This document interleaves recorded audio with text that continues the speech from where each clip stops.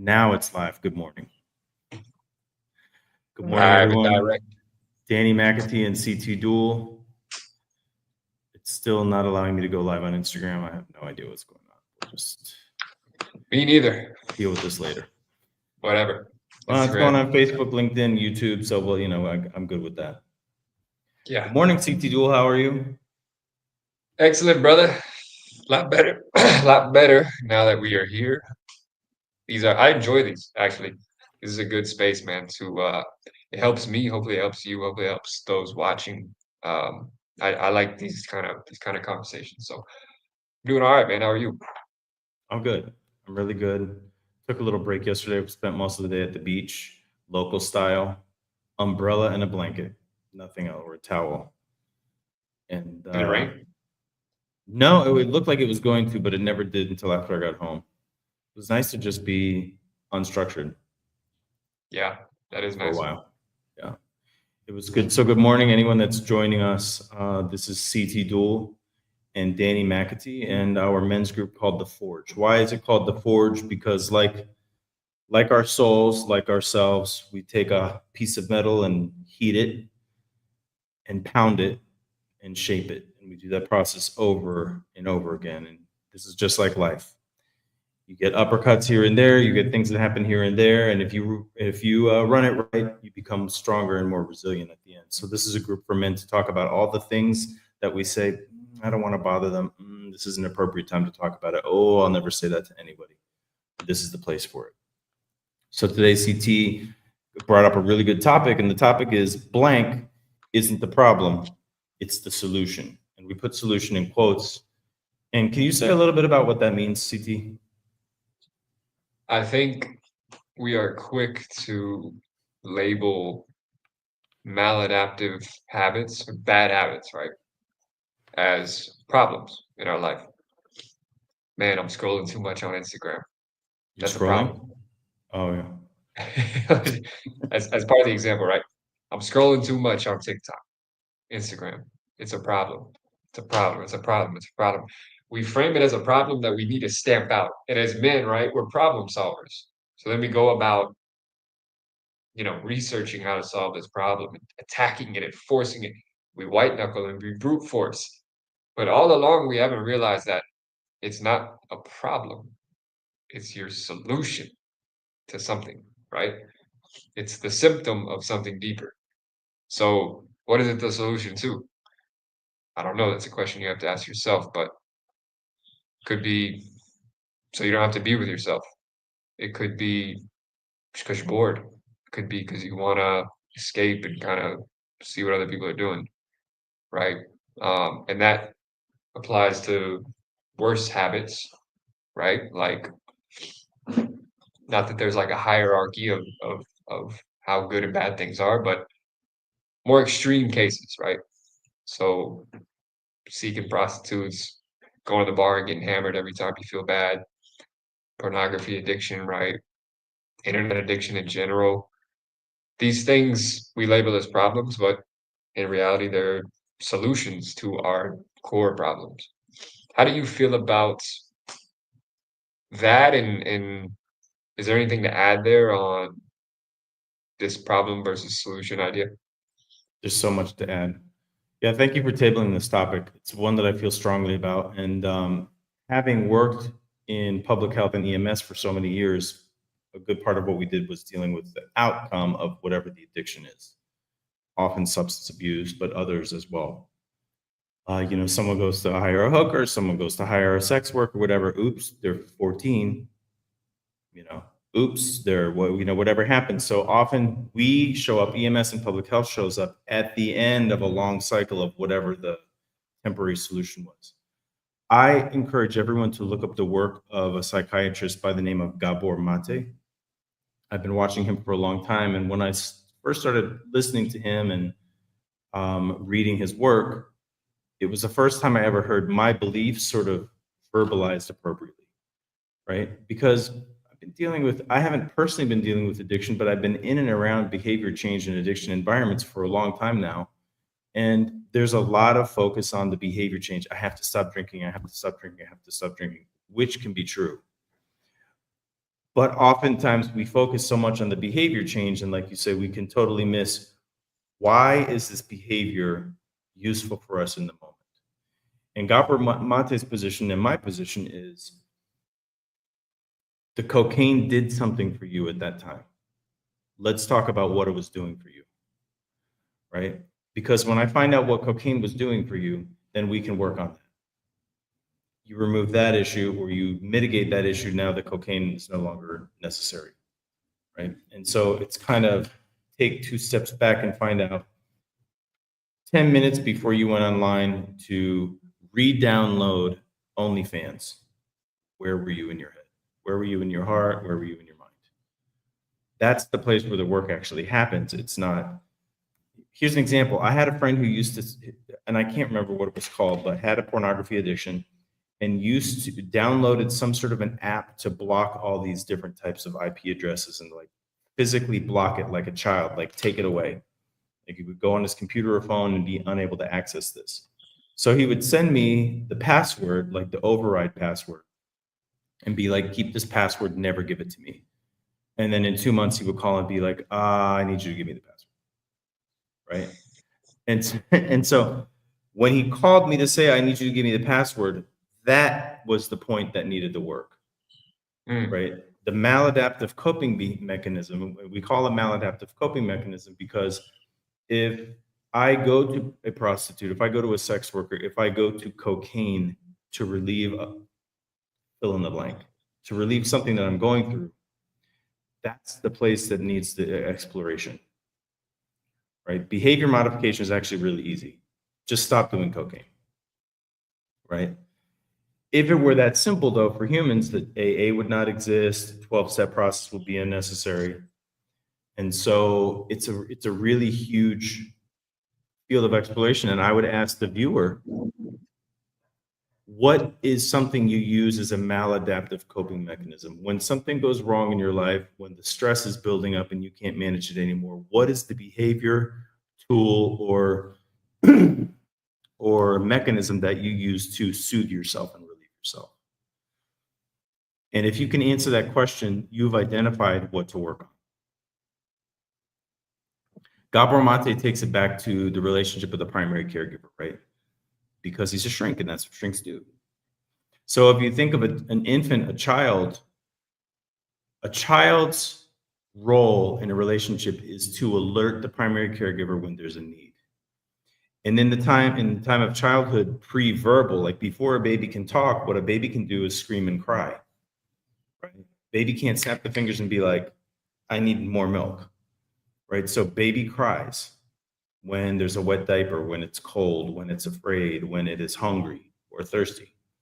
And what happens when the baby cries is the primary caregiver comes and figures out what the need is, gives the need, and relieves the suffering.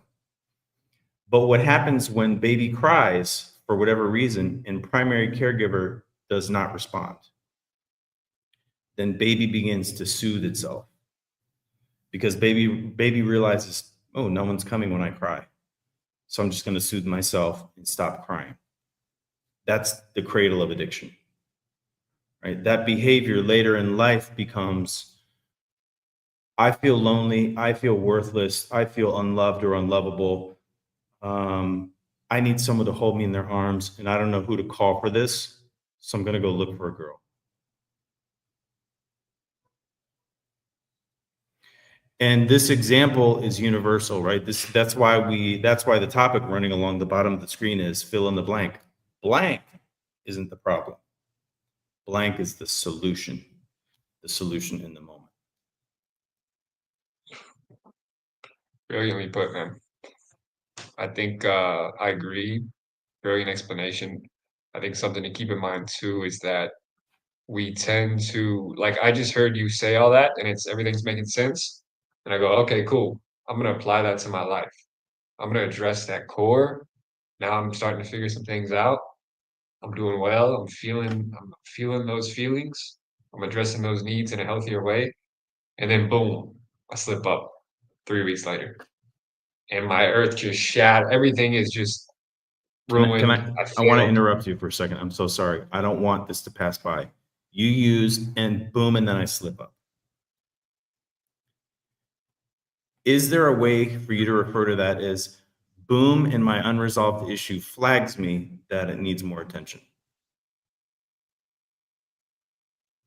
Yeah, that's kind of the point I'm getting at. Like Okay. we we tend to think as men, especially, I think, going back to being perfectionists, that it is linear. That I have a solution because that's how we go about life, right? That's how we go about work. I have a solution now. I'm going to implement it. Everything's good. Problem solved. Done. But with these deeper issues, right, especially emotional ones, once they came from childhood, it takes a lot of repetitions to start to do it right, you know? So my point there was like, okay, I'm going along 3 weeks, doing well. I'm addressing the problem. Boom, right? The wound is calling, and I go back to something, some old behavior, some old coping mechanism, right? Fire up the porn tab. I think what we have to watch out for is beating ourselves up for that one instance, right? And I think that shame and that sense of failure only ensures that you're gonna do that again.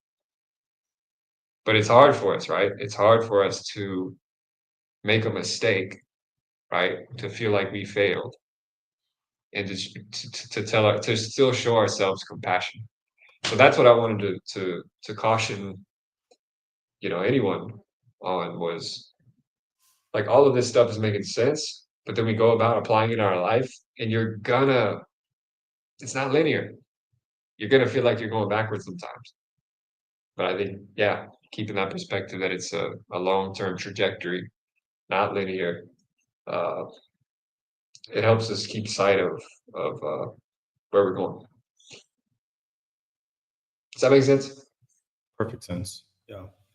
And this is one of the reasons that in the Forge group we have a Telegram, right? We have a closed private Telegram group that cell phones are 24/7, that someone can say, "Hey, I'm feeling like this. Has anyone experienced this?" Or, "Hey, I'd like to talk about this. Is anyone available to chat for 10 minutes?" Right? Because the question is, you're mentioning in this nonlinear process, when we're dipping and when we're moving towards a, call it what you want to call it, a relapse, a slip up, the wound calling, when we're in that moment pre maladaptive coping mechanism. So this is why I say in the 10 minutes before you called the hooker, in the 10 minutes before you went to the bar room and put down your paycheck, in the 10 minutes before you were like, I'll just do a nickel bag, it'll be cool, and I'll stop there. Where were you? And what could have been different, or what could be different in the future for you to divert that into a way that serves you instead of repeating an old behavior?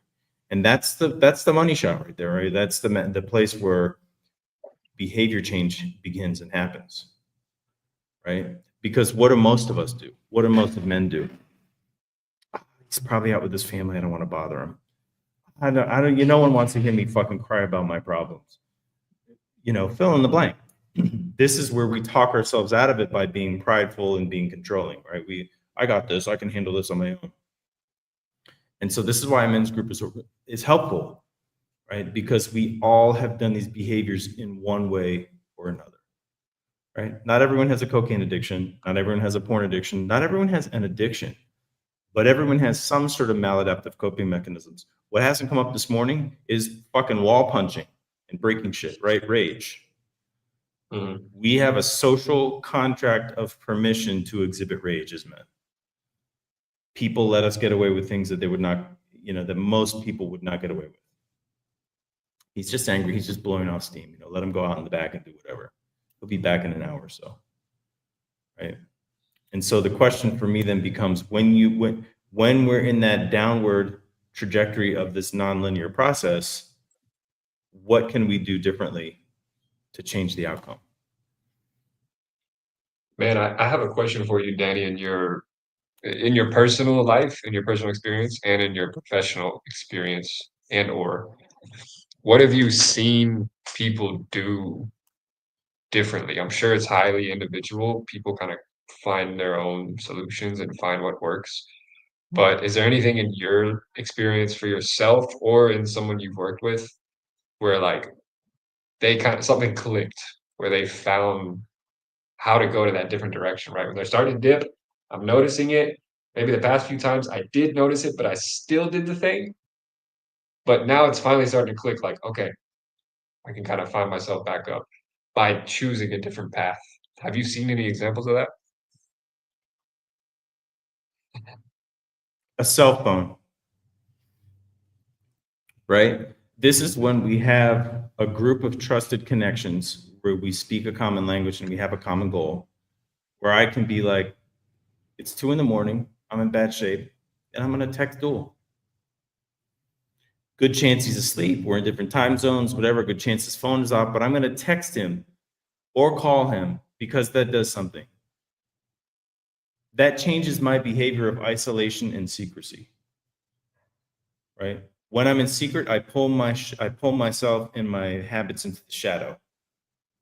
When I am transparent and forthcoming and I'm texting you saying like, hey, I'm feeling the thing, I'm feeling the hole in my chest, I'm moving toward that behavior. I just want to talk to someone, right? It's that type of behavior change. This is personally. So you ask professionally or personally. Personally, for me, when I start feeling this, what I do is I shrink and I close in. I stay in my house. I stop calling. I stop looking at the phone. Right. I just isolate. And so personally, when I start feeling myself moving that direction, get the dogs. Let's go out. For instance, yesterday, get an umbrella, go to the beach. Right. Be in the sun, be in the wind, be in the water, be around people. There's music, right? Get out into the world. And so for me, that's a great way to do it.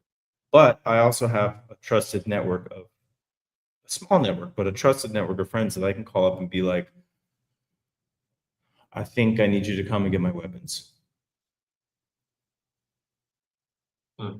And know that no one's calling the police and the van's not going to come with the men, that they're going to be like, fuck, okay, I've been there before. Let's talk about this. Let's make a plan. Hmm.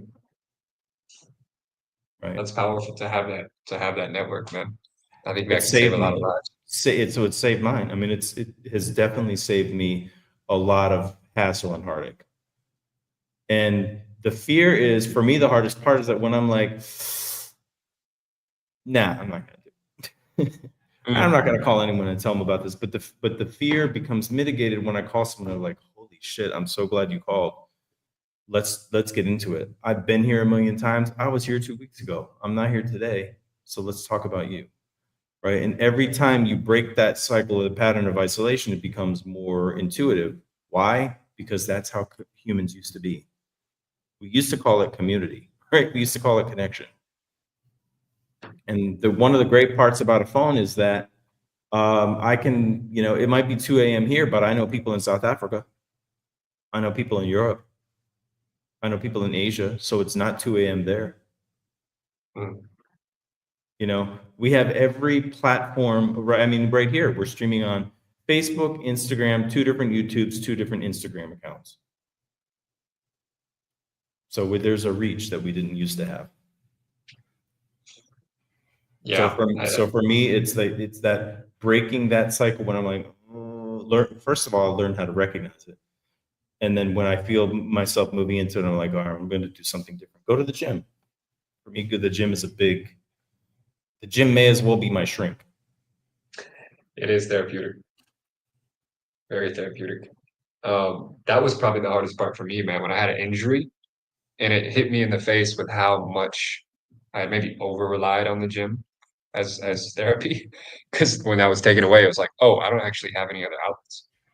And now that I don't have this one, I'm just diving into the darkness. But that also reminds me of when I was working with a porn addiction counselor briefly. And he was like telling me these solutions, right? Go to the gym, call a friend. And I was like, well, what if it's midnight? And I thought I beat him, right? What if it's midnight? I can't call a friend. Can't go to the gym. And he was like, you're right. So what works for you? Find what works for you in that moment. It's about becoming an expert on yourself, right? What works for me? Um, I got a personal question for you, man, based on something you said, Danny. If we can put you in the hot seat. Um, Yesterday, man, what was going on? You said you were feeling something, went to the beach, which is a fucking brilliant solution, right? But yeah, man, I'm curious as to where your head was at, if you're comfortable sharing, before you stepped out to the beach and made a good decision. Yeah, I mean, this one's not going to be too dramatic. I mean, but so I'm in a place. I just turned 50. I just got out of a relationship that I fully believed was supposed to be forever, and I planned my life around that. So both of those things changed. I retired recently, and I am not used to being unproductive. Right, I'm used to clocking in and going places and always being needed somewhere. I'm not needed anywhere. Right. And so there's a part of my identity that had so much to do with uh, productivity, right? Of constantly being busy, scheduling things, going to things, that now that I have almost none of that, I feel very lost. And when I'm lost, I like find myself wandering around, like, let me garden a little bit, do a little bit of this. And I'm like, fuck, all this is pointless. That I get in a bad mood. And then that's when I start to implode, right? And then I'm like, fuck this, I'm not gonna. And then I start isolating and pulling in. And so I started feeling a little bit of that like frustration, like I've got this project, that project is done. I quit this job. I did this. Let me just go to the beach, right? I don't need to sit here and be productive today, or I don't need to sit here and create 20 different busy work tasks so that I can feel productive. When actually I'm trying to expend some sort of nervous energy. And so that's where I felt myself moving in that direction. So I sat with it for a second, not in it. I was like, okay, here, I'm feeling this. Don't know exactly why, but what I know that I normally do is stop talking on the phone, stop reaching out to people, and isolate. So what am I going to do? I'm going to get an umbrella and a blanket and go to the beach. Which in itself was hard for me, because I was like, normally to go to the beach, this is like the curse of the paramedic, or like the curse of the first responders. It's like, well, I need a bag, I need to have, some water and some snacks, I need to have some sunscreen, or I had this whole preparation to go. And I was like, threw a money in a bottle of water and sunscreen in a backpack, grabbed a towel and walked out. And didn't think about, it's midday, there's going to be too many people, I'm not going to get a good spot, so I'm not going to go. Just like, I'm just going. Went to a spot I'd never been to before, and I had a great time. There was kids playing, but there was also, like, on the left side of me were kids and families. On the right side of me was like some big club and resort with bumping music and everyone dancing and having a good time. And in the middle, I was just like there, so I was relaxing. And so that did a couple of things for me. It diffused how I was feeling. It changed the direction of where my feelings were going. And it created the new behavior of, I can feel myself moving in a familiar direction. Let me do something new and different and go and interact with the world. That's beautiful, man. And it's for me, in my experience, it's been not just doing that once, which I used to think, if I just do that one time, I'm good, free for life. Yeah. It's like drilling that almost like an exercise, right? Training a muscle and drilling those new habits, choosing that new direction. And like I said, you're gonna slip into the old way sometimes. And that's normal. It's a normal human thing. I need to connect to a charger. My apologies. This place has like one outlet. Let me grab that real quick. Thank you for that share, by the way.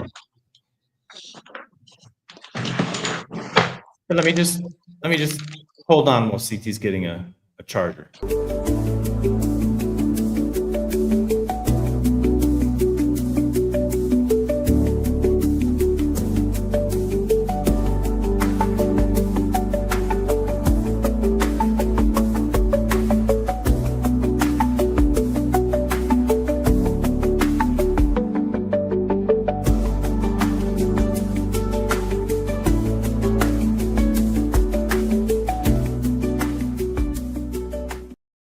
And we're back.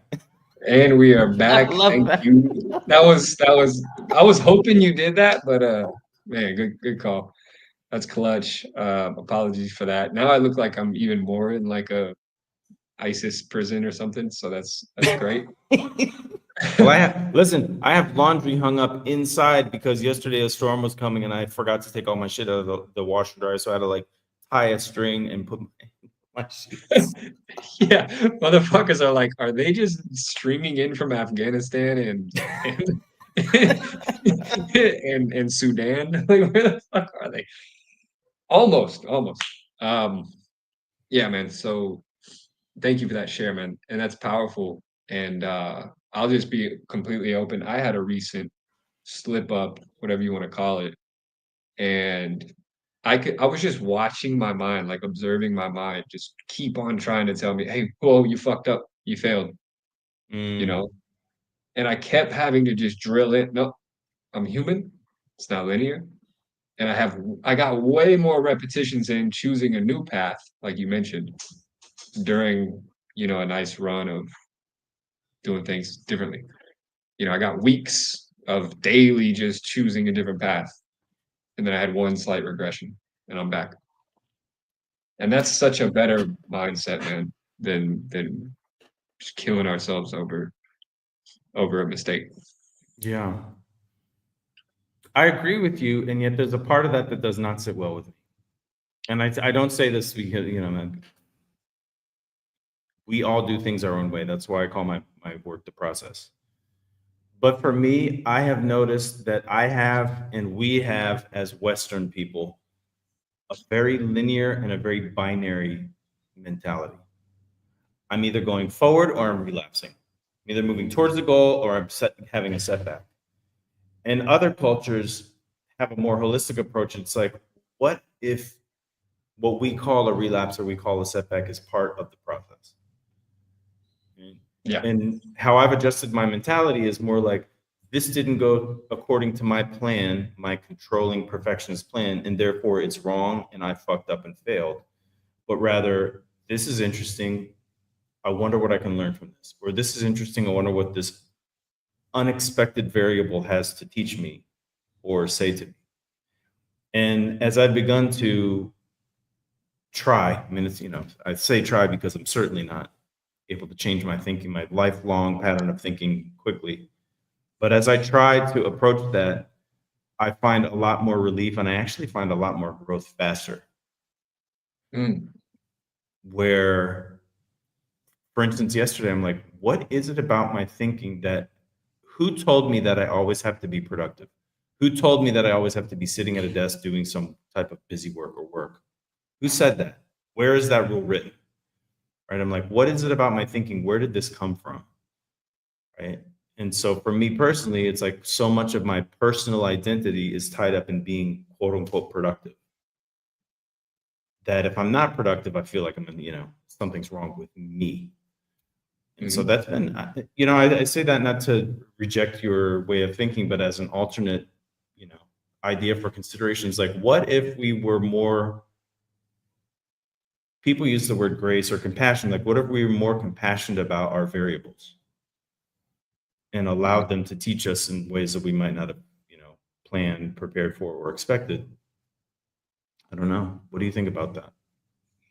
That is, yeah, thank you, man. That's the exact route that I'm trying to go down for the first time in my life, right? Because my Mm, life has been full of perfectionism, don't live up to it, beat myself up, which mhm. then ensures that I make a mistake, which is inevitable as a human.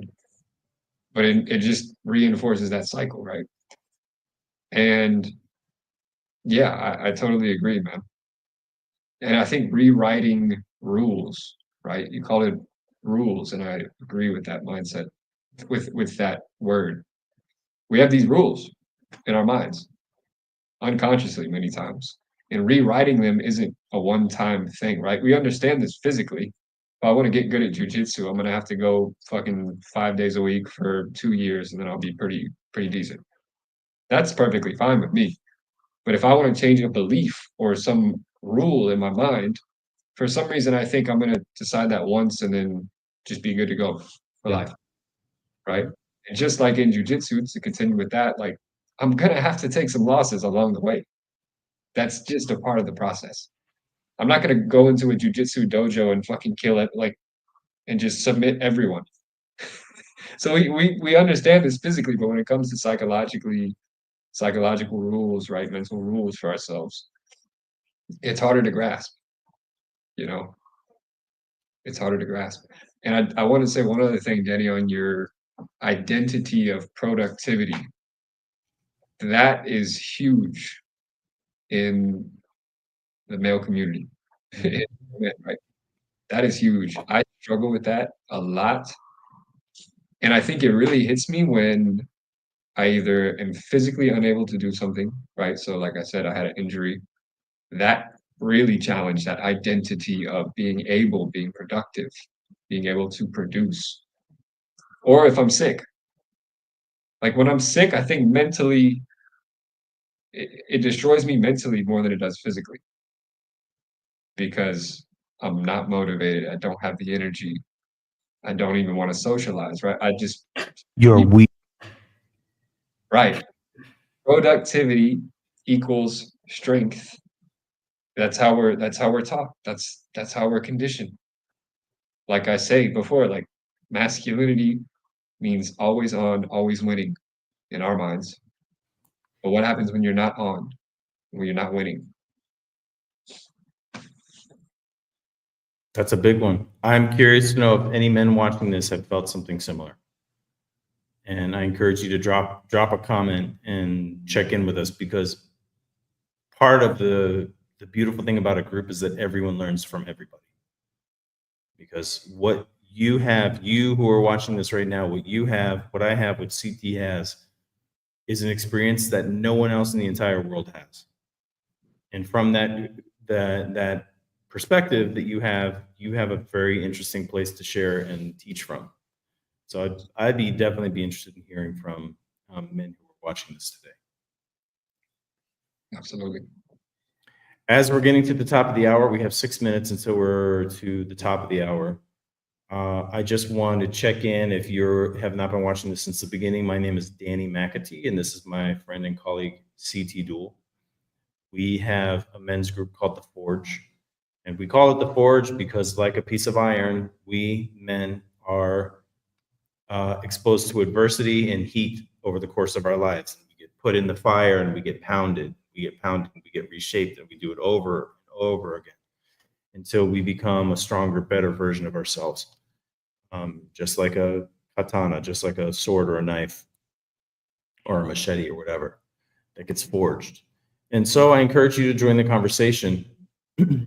We are starting another version of this group soon. We had one recently, was very successful. And here is a little link. You can either capture this or click on this link to join the conversation. We would love to hear from you. DM either one of us. Here is CT's contact information. I'll leave that for a second. Here is my contact information. I'll leave that for a second. And then on any of our social platforms, send us a DM, send us a comment. We'd love to hear from you. CT Duel's Instagram. Yeah, At please do reach out. CT Duel. And what's that? I was just saying, yeah, please do reach out. Anyone interested in the conversation, want to take it further, do reach out. Yeah. My Instagram at Danny McAtee. I just want to say this before we end. When I was still in the field at San Francisco Fire Department and I felt like my world was crumbling apart, I had been struck by a vehicle. One of my friends had been killed at work. We had been through a pandemic. Things were intense. And I was sort of at the end of my rope. I had no idea who to talk to. I thought I was crazy. I didn't know where to find any resources. The people at work were not helpful at all. People were just not getting it. And so I sent a random message to someone on LinkedIn and was like, this is one of many messages I'll send to someone who never responds to me. This person doesn't know who I am. In 15 minutes, I had a response. And that was probably in the early part of 2020. And that changed the trajectory of my life forever and opened a lot of doors to resources and people I never could have imagined. That one, and I wrote it on my phone, one little message to someone on Instagram out of the blue, and you never know. So that was part of me changing my behavior. And let me just reach out and just see. So if that's where you're at, reach out to one of us. Here's Danny McAtee. at Danny McAtee. CT Duel on Instagram is at CT Duel. And wherever you're seeing this on whatever platform, reach out to one of us or both of us. We also work with people individually. Just say hello. Just tell us what's going on. We'd love to hear from you. Anything from you, Absolutely. CT, before we wrap this? No, well said, Danny. I appreciate everybody for checking in, and yeah, reach out. We will be live very soon again. Thank you for joining us today. Please spread the word. Men are in a place where we need this probably today more than ever, and we're not getting it in the places that we would typically look. So please join the conversation. We would love to hear from you, and we will be back very soon. Cool.